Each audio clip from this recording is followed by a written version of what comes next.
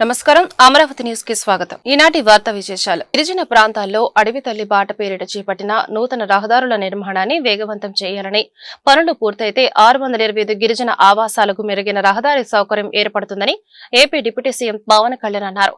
PM JANMAN పథకంతో పాటు మహాత్మా గాంధీ జాతీయ గ్రామీణ ఉపాధి హామీ పథకం ఉప ప్రణాళిక నిధులు కలిపి 1005 కోట్లతో గిరిజన ప్రాంతాల్లో రహదారుల నిర్మాణం చేపట్టామన్నారు. అడవి తల్లి బాట పేరుతో 2 దశల్లో చేపట్టిన పనుల్లో స్వతంత్ర్యం వచ్చాక ఇప్పటి వరకు రహదారి సౌకర్యం లేని గిరిజన ఆవాసాలను సైతం అనుసంధానించేలా రోడ్డు నిర్మాణానికి ప్రణాళికలు సిద్ధం చేసినట్లు పవన్ కు అధికారులు తెలిపారు. ఈ పనుల పురోగతిని వివరిస్తూ పనులు వేగంగా చేయడానికి ఎదురవుతున్న సవాళ్లను, అవరోధాలను వివరించారు.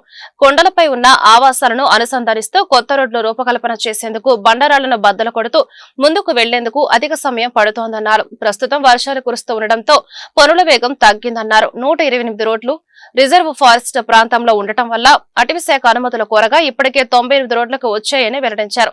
ఇప్పటి వరకు 186 పనులు చేపట్టగా మరో 20 పనులు టెండర్ దశలో ఉన్నట్లు అధికారులు వివరించారు.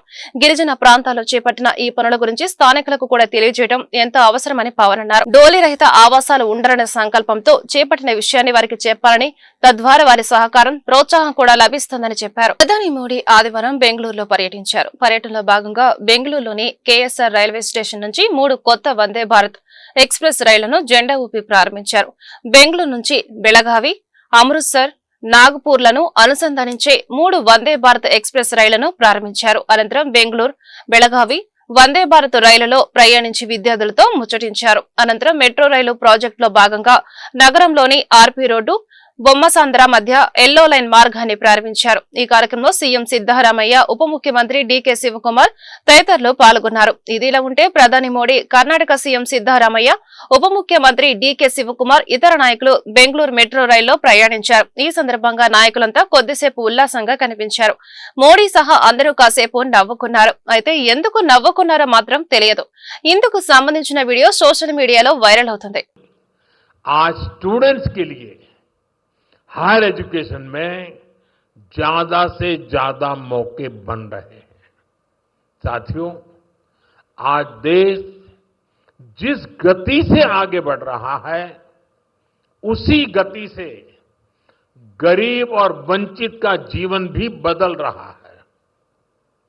हमने प्रधानमंत्री आवास योजना के तहत 4 करोड़ से अधिक पक्के घर दिए हैं। अब हमारी सरकार 3 करोड़ घर और बनने जा रही है। हमने सिर्फ 11 इयर्स में 12 करोड़ से अधिक टॉयलेट्स बनाए हैं। इससे देश की करोड़ों माता बहनों को गरिमा, स्वच्छता और सुरक्षा का अधिकार मिला है। साथियों, देश आज जिस गति से विकास कर रहा है, इसके पीछे हमारी इकोनॉमिक ग्रोथ एक बड़ा फैक्टर है। आप देखिए, 2014 से पहले भारत का टोटल एक्सपोर्ट $468 बिलियन तक पहुंचा था। आज ये $824 बिलियन हो गया है। पहले हम मोबाइल इंपोर्ट करते थे, वहीं अब हम मोबाइल हैंडसेट के टॉप 5 एक्सपोर्टर बन गए हैं। ఆపరేషన్ సింధూర్ లో భాగంగా భారతీయ వాయుసేన పాకిస్తాన్ కు చెందిన 5 యుద్ధ విమానాలను, మరో పెద్ద విమానాన్ని నేలమట్టం చేసిందని air chief marshal AP Singh వెల్లడించారు. ఆపరేషన్ సింధూర్ సమయంలో మన సైన్యం దాయాది దేశంతో చెస్ ఆడిందని పేర్కొన్నారు. మన శత్రువు తదుపరి కదలికలు ఏమిటో కూడా ఆ సమయంలో మనకు తెలియదు. ఈ పరిస్థితినే గ్రే జోన్ అంటారు. అయినప్పటికీ సమయానుకూలం స్పందిస్తూ వారికి చెక్ పెట్టమని air chief marshal Amar Preet Singh చెప్పుకొచ్చారు. ఇక ఈ ఆపరేషన్ ను కేంద్ర ప్రభుత్వం, భారత సైన్యం ఎంతో వ్యూహాత్మకంగా అమలు చేశాయని ఆర్మీ చీఫ్ ఉపేంద్ర ద్వివేది వెల్లడించారు. మన పౌరులను బలి తీసుకున్న టెర్రరిస్టులను అంతం చెయ్యరని త్రివిధ దళాలు కోరగాని ప్రధానమంత్రి నరేంద్ర మోడీ, రక్షణ మంత్రి రాజ్నాథ్ సింగ్ సైన్యానికి పూర్తి స్వేచ్ఛ ఇచ్చారని చెప్పుకొచ్చారు. దీంతో తాము ఉగ్ర స్థావరాలను సక్సెస్ఫుల్ గా ధ్వంసం చేశామని పేర్కొన్నారు. ఈ ఆపరేషన్ తర్వాత పాకిస్తాన్ సైనిక అధ్యక్షుడు జనరల్ మునీర్ ను ఆ దేశ ఫీల్డ్ మార్షల్ గా నియమించారని ద్వివేది సెటైర్లు వేశారు. వాళ్ళ యుద్ధంలో గెలిచినట్లు అక్కడి ప్రజలను భ్రమలో ఉంచి ఆర్మీ అధికారికి అత్యున్నత పదవి ఇచ్చారని ఎద్దేవా చేశారు. So narrative management system is something which we realize in a big way because victory is in mind. It's always in mind. If you ask to a Pakistani whether you lost or won, you say, my chief has become field marshal, we must have won only, that's why he's become field marshal. So what I'm saying that this is how you can influence the population. So it is the domestic population, it is the adversaries population, and it is the neutral population. Can rising powers be accommodated? That's a question you have to ask, and you will get the answer yourself. So then we made inroads through our own way. And the narrative management system, by getting the social kind of a sensitive index, then getting to use the Twitters and other handles from other places. So the strategic messaging which was there was very, very important. And that's why the first messaging we did, that okay, justice done, Op Sindoor, that hit the maximum, I am told, in the word today, the number of hits which received. So that was the strategic messaging by a simple message. And the logo which you see all over the world was created by a lieutenant colonel and a NCO. So we prepared all this. So when we were going in for this kind of Op Sindoor operations, we were also going for these things because narrative management system is important. Second one is narrative management system. So narrative management system is something which we realize in a big way because victory is in mind. It's always in mind. If you ask to a Pakistani whether you lost or won, you say, my chief has become field marshal, we must have won only, that's why he's become field marshal. So what I'm saying that this is how, and Op Sindoor, what we did, we played chess. Now what does it mean? It means we did not know what is the next move the enemy is going to take and what are we going to do. This is something we called about the grey zone. Grey zone is that we are not going for the conventional operations, but we are doing something which is just short of the conventional operations. Conventional operations means go with everything, Clausewitzian approach. Take whatever you have. And if you are able to come back, it's okay, otherwise stay there. But that is the thing which we talk about the conventional approach. Here the grey zone is any activity which is taking place in all domains. That is something which we are talking about. And Op Sindoor taught us that this is the grey zone. So we were making the chess moves. He was also making the chess moves. Somewhere we were giving him checkmate and somewhere we were kind of going in for the kill at the risk of even losing our own. But that's the way life is all about. Bhumana Karunakar Reddy ఆయన కుమారుడు అభినయ్ రెడ్డి తిరుపతిలో అనేక అక్రమాలకు పాల్పడ్డారని Swachhandhra corporation chairman Pattabhiram అన్నారు. తిరుపతి వాసులను వేధిస్తున్నారని ఆరోపించారు. ఆదివారం తిరుపతిలో ఏర్పాటు చేసిన మీడియా సమావేశంలో పట్టాభి మాట్లాడారు. ఇటీవల దళిత యువకుడు పవన్ ను భూమన అభినయ్ రెడ్డి ముఖ్య అనుచరులు అనిల్ రెడ్డి, జగదీశ్వర్ రెడ్డి కిడ్నాప్ చేసి చిత్రహింసలకు గురిచేశారు. ఘటనకు సంబంధించిన వీడియోలు బయటకు రావడంతో పవన్ ను బెదిరించి తన సోదరుడే కొట్టాడని బలవంతంగా వాంగ్మూలం ఇప్పించారు. వైకాపా నేతలు మనిషి రూపంలో ఉన్న మానవ మృగాలు అనేందుకు ఈ ఘటనే ఉదాహరణ. సీఎం చంద్రబాబు, మంత్రి లోకేష్ ఈ ఘటనను తీవ్రంగా పరిగణించి బాధితుడిని కిడ్నాప్ చేయడం నుంచి తప్పించారు. ప్రధాన నిందితులను ఇప్పటికే అరెస్టు చేశారు. దీని వెనుక ఉన్న కరుణాకర్ రెడ్డి, అభినయ్ రెడ్డిని వదిలిపెట్టే ప్రసక్తే లేదు. కరుణాకర్ రెడ్డి చేసిన భూ కబ్జాలు, అవినీతికి సాక్ష్యాలున్నాయి. స్వర్ణముఖి నది ప్రాంతంలో 9 ఎకరాల భూమి కబ్జా చేశారు. నది గర్భాన్ని కూడా మింగిన భూ రాక్షసుడిని నువ్వు ఒక్క జిరాక్స్ మిషన్ పెట్టుకున్న భూమన ఈ రోజు వేల కోట్లకు అధిపతి ఎలా అయ్యారు? తిరుమల తిరుపతి దేవస్థాన చైర్మన్ తూడా చైర్మన్ గా ఉన్న కాలంలో 21 ఆస్తులు మీ కుటుంబ సభ్యుల పేర్ల మీద రిజిస్ట్రేషన్ చేయించారు. తిరుమల తిరుపతి దేవస్థాన చైర్మన్ తూడా చైర్మన్ గా ఉన్నప్పుడే ఆస్తులు కొనడానికి డబ్బులుంటాయా అని పట్టాభి ప్రశ్నించారు. గతంలో శాసనసభ్యుడిగా, టీటీడీ చైర్మన్ గా, తుడా చైర్మన్ గా వివిధ హోదాల్లో పనిచేసినటువంటి భూమన కరుణాకర్ రెడ్డి, అతని కుమారుడైనటువంటి భూమన అభినయ్ రెడ్డి, ఈ తండ్రి కొడుకులిద్దరూ కూడా ఈ మధ్యనే మనం చూసాం. ఒక దళిత బిడ్డ పవన్ కిడ్నాప్ చేసి అతనిని భూమన అభినయ్ రెడ్డి ముఖ్య అనుచరులైనటువంటి అనిల్ రెడ్డి కానివ్వండి, జగ్గారెడ్డి కానివ్వండి, దినేష్ కానివ్వండి, వీరందరి చేత కిడ్నాప్ చేయించి ప్రపంచం మొత్తం కూడా నిర్ఘాంతపోయే విధంగా అతనిని చిత్రహింసలకి గురి చేసినటువంటి తీరు, వైఎస్ఆర్సీపీ డిఎన్ఏలోనే ఈ రకమైనటువంటి చేష్టలు చేయటం అనేది ఉన్నటువంటి పరిస్థితి కూడా మనం చూసాం. భూమన కరుణాకర్ రెడ్డి, అతని కొడుకు అభినయ్ రెడ్డి ఒక దళిత బిడ్డని చిత్రహింసలు గురి చేయటమే కాకుండా ఎప్పుడైతే ఆ వీడియోలు బయటపడ్డాయో అతనిని బెదిరించి మళ్ళీ తిరిగి మా సోదరుడే నన్ను కొట్టాడు, ఇతరులు కొడుతుంటే చూడలేక తన సోదరుడే ఆ లాఠీ తీసుకుని కొట్టాడంట. అంటే మనిషి రూపంలో ఉన్నటువంటి మానవ మృగాలు వైసీపీకి చెందినటువంటి నాయకులని చెప్పడానికి ఇంతకంటే ప్రత్యక్ష ఉదాహరణ ఏం కావాలండి? ఈ కేసుకు సంబంధించి గౌరవ ముఖ్యమంత్రి చంద్రబాబు నాయుడు గారు, మా పార్టీ జాతీయ ప్రధాన కార్యదర్శి మంత్రివర్యులు నారా లోకేష్ గారు దీనిని చాలా తీవ్రంగా పరిగణించి పోలీసులకి గట్టి ఆదేశాలు ఇచ్చి ఆ బిడ్డని వారి కిడ్నాప్ చర్య నుంచి రక్షించడం జరిగింది. దీని వెనుకున్నటువంటి ప్రధాన ముద్దాయిలందరినీ కూడా ఇప్పటికే అరెస్ట్ చేయడం జరిగింది.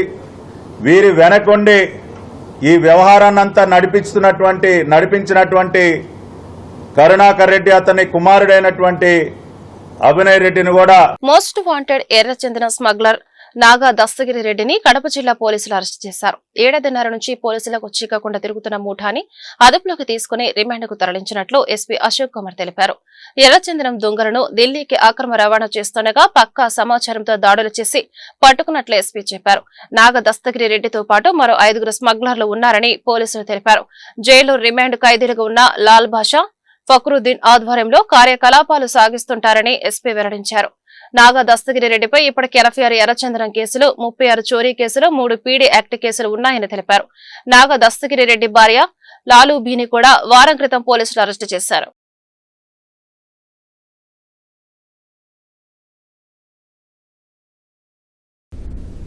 దస్తగిరి రెడ్డి అనేటటువంటి వ్యక్తిని ఈరోజు మనం అరెస్ట్ చేసి రిమాండ్ చేయడం జరుగుతూ ఉంది. ముఠాలో దాదాపుగా 6 మందిని ఈరోజు మనము రిమాండ్ చేయడం జరుగుతూ ఉంది. 1.5 year నుంచి ఇతను మన కోసం తప్పించుకొని తిరుగుతూ ఉన్నాడు. చాపాడు పోలీస్ స్టేషన్ లిమిట్స్లో ఇతన్ని పట్టుకొని 52 ఎర్రచందనం దొంగల్ని రికవరీ చేయడం జరిగింది. ఈ నాగ దస్తగిరి రెడ్డి అనే అతను ఒక notorious red sandal smuggler.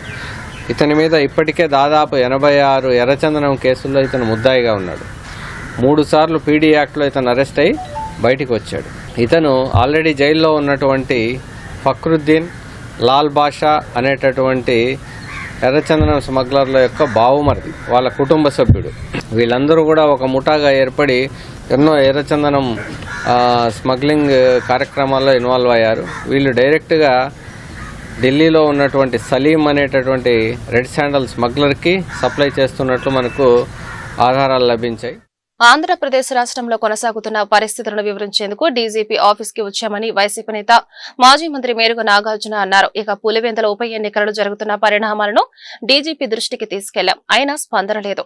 ZPTC ఎన్నికల సందర్భంగా మా పార్టీ వారిని భయం భ్రాంతులకు గురి చేసే కుట్ర చేస్తున్నారు. మా పార్టీ ఎమ్మెల్సీ రమేష్ యాదవ్ ని హత్య చేయాలని చూశారని ఆరోపించారు. పోలీసులు పచ్చ చొక్కాలు వేసుకుని ఎన్నికల్లో పనిచేస్తున్నారు. ప్రజాస్వామ్యం కాపాడుతుందనే నమ్మకంతో వైసీపీ ఎన్నికలకు వెళుతోంది. మాపై దాడులు చేసి మాపైనే కేసులు పెడుతున్నారు. ఇది న్యాయమా, ధర్మమా అని అడుగుతున్నామని మేరుగ నాగార్జున ప్రశ్నించారు. మా మీద దాడులు అఘాయిత్యాలు చేస్తా ఉంటే చివరికి ఈరోజు మా కేడర్ అంతా పోలీస్ స్టేషన్లో పెట్టి 100 మందిని ఉదయం నుంచి సాయంత్రం దాకా కూర్చోబెట్టి ఎన్నికల ప్రాసెస్లోకి వెళ్ళనీయకుండా, ప్రజలను కలవనీయకుండా, మా పార్టీ యొక్క ఆవశ్యకత చెప్పనీయకుండా తెలుగుదేశం పార్టీని ఏ విధంగా గెలిపించాలని ఒక కుట్ర ఈ రాష్ట్రంలో జరుగుతూ ఉంది. ఇకనైనా ఇప్పటికైనా ఈరోజు డీజీపీ గారిని కలవటానికి వచ్చాం. గేటులు లేవు, గేట్లు వేసారు, మమ్మల్ని వెళ్ళేటల్లా. చివరికి వాళ్ళే చర్చించుకుని ఒక 4 లోనకు పంపారు. ఎవరికి ఇవ్వాలి, ఎవరికి ఇవ్వాలి? మా యొక్క గోడు ఎవరికి వినిపించాలి? ఎల్లి బల్లలకి వినిపించాం. ఒక ఎమ్మెల్సీగా, ఒక చట్టసభల్లో ఉన్న వ్యక్తిగా నేను మా పార్టీకి సంబంధించి క్యాంపెయినింగ్ పోయి అక్కడ ముగించుకొని బయలుదేరే సమయంలో సుమారుగా ఒక 100 నుంచి 150 మంది వచ్చి మమ్మల్ని చంపే ప్రయత్నం చేశారు. మా కారు పైన పెట్రోల్ పోసి తగలబెట్టే ప్రయత్నం చేశారు. ఆ దేవుని దయ వల్ల నేను అక్కడి నుంచి తప్పించుకొని పారిపోయే పరిస్థితి మీకు అందరికీ తెలిసింది. ఈరోజు ఎలక్షన్ జరిగే టైంలో బూతులన్నీ మార్చేసి 2 నుంచి 4 కిలోమీటర్ల దూరంలో బూతులు పెట్టి ప్రజలు ఓట్లు వేయడానికి పోయేటప్పుడు బెదిరించో, భయపెట్టో వాళ్ళు రిగ్గింగ్ చేసుకోవాలనే ఉద్దేశంతో ఈ రోజు ఈ బూతులు మార్పించే కార్యక్రమం కూడా ఈ కూటమి ప్రభుత్వం. గుంటూరు శంకర్ విలాస్ ఫ్లైఓవర్ బ్రిడ్జి కూల్చివేత నేపథ్యంలో నగరవాసులు తప్పనిసరిగా ట్రాఫిక్ డైవర్షన్ రూల్స్ పాటించాలని east traffic CA Ashok Kumar కోరారు. 1 టౌన్ 2 టౌన్ కు అనుసంధానంగా ఉన్న ఈ వంతెన నిర్మాణం జరగనున్న నేపథ్యంలో గుంటూరు నగరవాసులు ట్రాఫిక్ పోలీసులకు సహకరించాలన్నారు. పోలీస్ శాఖ నిర్దేశించిన మార్గాల్లో ప్రయాణించి ట్రాఫిక్ క్రమబద్దీకరణకు తమ వంతు తోడ్పాటు అందించాలన్నారు. 3 వంతెనల రహదారి, కంకరగుంట ఫ్లైఓవర్, అండర్ పాస్లను ఉపయోగించుకోవాలని సూచించారు. ట్రాఫిక్ జామ్ కాకుండా పోలీసులు నిరంతరం పర్యవేక్షిస్తారని వివరించారు. గుంటూరు నగర ప్రజలకి ట్రాఫిక్ పోలీస్ వారి విజ్ఞప్తి, మనకి గుంటూరు నగరంలో ఉన్నటువంటి శంకర్ విలాస్ ఫ్లైఓవర్ ని పూర్తి స్థాయిలో రాత్రి నుంచి మనం 8వ తారీఖు రాత్రి నుంచి రాకపోకలు బంద్ చేయడం జరిగింది.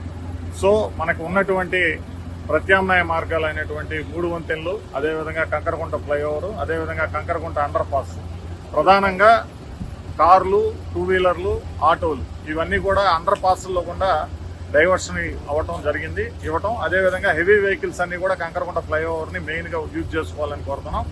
ఎవరైనా కానీ విజయవాడ వెళ్ళేవాళ్ళు కానీ, లేదు విజయవాడ నుంచి గుంటూరు వచ్చి, లేదు 2 టౌన్ వచ్చేవాళ్ళు కానీ ఇన్నర్ రింగ్ రోడ్ ఫేజ్ 1ని ఫేజ్ 2ని ఎక్కువగా యూటిలైజ్ చేసుకోవాలని మా వైపు నుంచి విజ్ఞప్తి చేస్తా ఉన్నాం. అక్కడక్కడ ట్రాఫిక్ కొంచెం స్లో అవుతుంది కానీ ఎక్కడ కూడా జామ్ కాదు.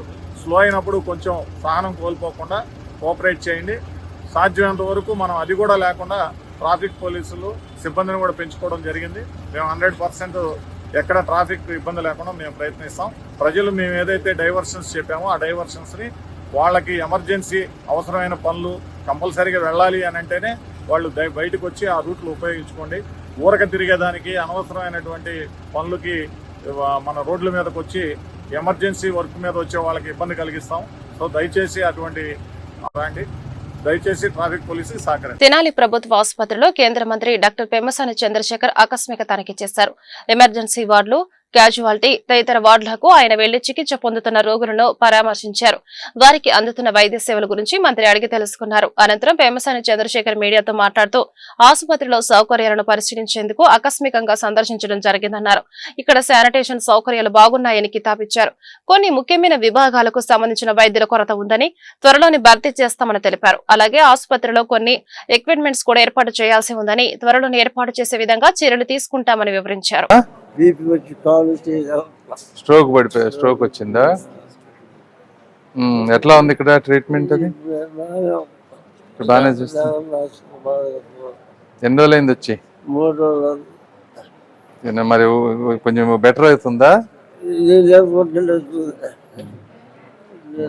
అవుతుంది, టైం పడుతుంది. ఎక్సర్సైజ్ చేయాలి. ఏం బాబు నువ్వు ఎందుకు వచ్చా? స్ట్రోక్ యూనిట్ అమ్మా ఇది. అంతా స్ట్రోక్ పేషెంట్స్ ఉన్నారా? ఎట్లా ఉందమ్మా ఇక్కడంతా మీకు?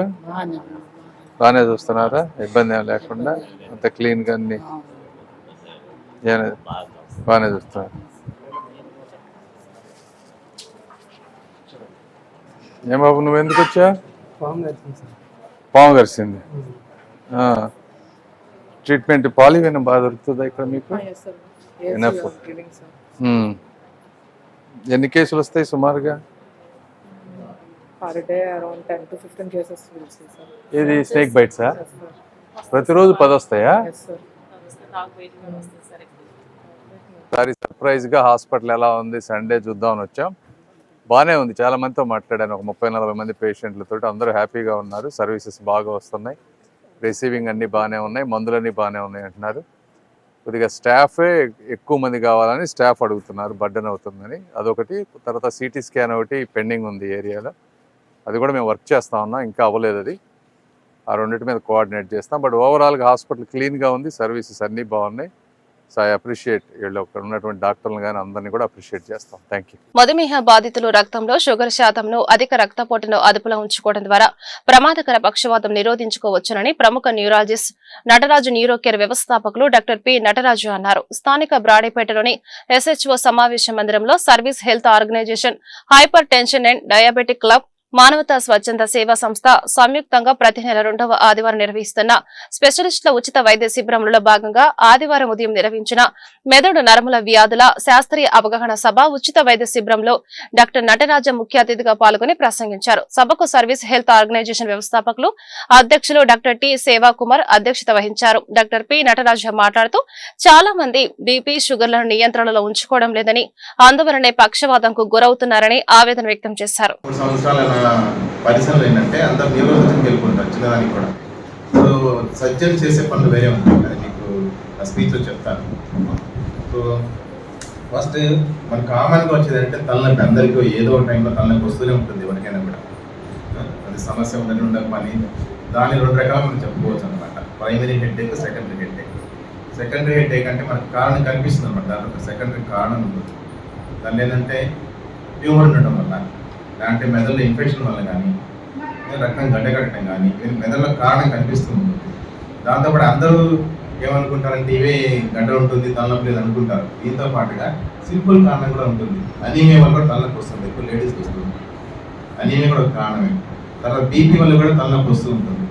అది చెక్ చేసుకోరు ఎప్పుడు కూడా చాలామంది. బీపీని కానీ, తర్వాత ఈ అనీమియా రక్తం చెక్ చేసుకోకుండా డైరెక్ట్గా స్కాన్కి వెళ్ళిపోతుంటారు అనమాట. ఫస్ట్ ఆ 2 చెక్ చేసుకోవచ్చు. తర్వాత ఈ మధ్యకాలంలో ఎక్కువ మొబైల్ చూడడం అలవాటు అయిపోయింది, బిజీ లేకపోవడం వల్ల. ఆ స్ట్రెస్ వల్ల కూడా ఎక్కువ వస్తుంది అనమాట. ఇవన్నీ కారణం ఉన్న హెడ్ఏక్స్ అనమాట. సెకండరీ హెడ్ఏక్స్ అంటే ట్యూమర్స్ కానీ, ఇన్ఫెక్షన్స్ కానీ, తర్వాత రక్తం గడ్డకట్టడం కానీ, ఇట్లా రక్తనాళాలు కూడా వీక్ అయిపోయి వేడి జరుగుతుంది. ఇట్లాంటివన్నీ కూడా సెకండరీ హెడ్ఏక్స్. ప్రైమరీ హెడ్ఏక్స్ అంటే మామూలుగా టెన్షన్తో ఒక హెడ్ఏక్ ఉంటుంది. దానికి కారణం మనకు బయట కనపడదు. అందరూ ఉంటుంది స్కాన్లు తీశారు, మాకేం కారణం తెలియట్లేదు అంట. ఇవన్నీ ప్రైమరీ హెడ్ఏక్ అంట అనమాట. ఫస్ట్ చెప్తుంది టెన్షన్ టైప్ హెడ్ఏక్ అంటారు. మనకేంటంటే నిద్ర తక్కువ కావడం వల్ల, టైంకి అన్నం తినకపోవడం వల్ల, ఫిజికల్ యాక్టివ్ లేకపోవడం వల్ల. ఈ మధ్యకాలం పిల్లలకి ఎక్కువ వస్తుంది అనమాట స్కూల్లో, ఈ కార్పొరేట్ స్కూల్స్లో. వాళ్ళు సరిగా నీళ్ళు తాగేస్తారు సరిగా. ఇక లేడీస్ అయితే పిల్లలకి ఇంకా ఎక్కువ అనమాట. వాష్రూమ్ చేయడానికి చాలా ఇబ్బంది అనేసి అని వాళ్ళు నీళ్ళు తాగడం. ఆ డీహైడ్రేషన్ వల్ల కూడా హెడ్ఏక్ వస్తుంది. సో దాంతోపాటుగా మొబైల్ చూడటం. సో ఇవన్నీ కూడా ప్రైమరీ హెడ్ఏక్స్ అనమాట. ఈ హెడ్ఏక్ మనము కారణాలను బట్టి, వాళ్ళ లక్షణాలను బట్టి చెప్పుకుంటాం. ఈ ప్రైమరీ హెడ్ఏక్ టెన్షన్ టైప్తో వచ్చే హెడ్ఏక్ చాలా ఉంటుంది. చాలా కారణం. ఇప్పుడు 100 మంది కూటమి ప్రభుత్వ ఎన్నికల్లో చేనేత కుటుంబ కార్మికులకు ఇచ్చిన హామీలను అమలు చేసినందుకు ఎమ్మెల్యే బూర్ల రామాంజనేయుల ఆధ్వర్యంలో ముఖ్యమంత్రి నారా చంద్రబాబు నాయుడు చిత్రపటానికి పాలాభిషేకం చేశారు. రెడ్డిపాలెంలోని ఆంజనేయ కాలనీ నందు టీడీపీ నేతలు, కార్యకర్తలు భారీ ర్యాలీతో ఎమ్మెల్యే బూర్ల రామాంజనేయులకు ఘనస్వాగతం పలికారు. ఈ సందర్భంగా ఎమ్మెల్యే మాట్లాడుతూ కూటమి డబుల్ ఇంజన్ ప్రభుత్వం ఎన్నికల హామీని ప్రతి ఒక్కటి నెరవేరుస్తున్నారని చెప్పారు. 97,000 మంది చేనేత కార్మికులకు ఉచిత కరెంటు, మగ్గాలు, నూలు అందిస్తున్నారని తెలిపారు. టెక్స్టైల్ ప్రాజెక్ట్స్ ప్రారంభించి చేనేత జౌలి పరిశ్రమలో ప్రాణం పోశారని చెప్పారు. చేనేత ముద్ర కింద లోన్స్, డ్వాక్రా మహిళలకు లోన్స్ ఇవ్వడం కూటమి ధ్యేయంగా పనిచేస్తుందన్నారు. 50 సంవత్సరాలకు పెన్షన్, చేనేత కార్మికులకు మొట్టమొదటగా అభివృద్ధి పథకాలు అందించిన ఘనత చంద్రబాబుకు మాత్రమే దక్కుతోందన్నారు. వర్ధిల్లాలి నారా చంద్రబాబు నాయుడు గారి నాయకత్వం, వర్ధిల్లాలి పవన్ కళ్యాణ్ గారి నాయకత్వం, వర్ధిల్లాలి నరేంద్ర మోడీ గారి నాయకత్వం, వర్ధిల్లాలి పెమ్మసాని చంద్రశేఖర్ గారి నాయకత్వం, వర్ధిల్లాలి బూర్ల రామాంజనేయులు గారి నాయకత్వం, వర్ధిల్లాలి బూర్ల రామాంజనేయులు గారి నాయకత్వం. జోహార్ ఎన్టీఆర్, జోహార్ ఎన్టీఆర్, నారా చంద్రబాబు నాయుడు గారి నాయకత్వం. ఈరోజు చంద్రబాబు నాయుడు గారి నాయకత్వంలో మనం ఎన్నుకున్నటువంటి కూటమి ప్రభుత్వం, ఇటు పవన్ కళ్యాణ్ గారు, అటు మోడీ గారు, ఈ డబుల్ ఇంజన్ ఏదైతే ప్రభుత్వం నడుస్తుందో ఈ ప్రభుత్వంలో ఇచ్చిన ప్రతి మాటను నిలబెట్టుకోవడానికి ఏ కార్యక్రమాలు అయితే మేము ప్రజలకు వాగ్దానం చేశామో ఆ కార్యక్రమాలన్నీ కూడా తూచా తప్పకుండా ఆయా వర్గాల వారికి అందించడం అన్నటువంటిది కూటమి ప్రభుత్వ నేత మా ప్రియతమ ముఖ్యమంత్రి చంద్రబాబు నాయుడు గారు ప్రతినిత్యం చేస్తున్నటువంటి పని.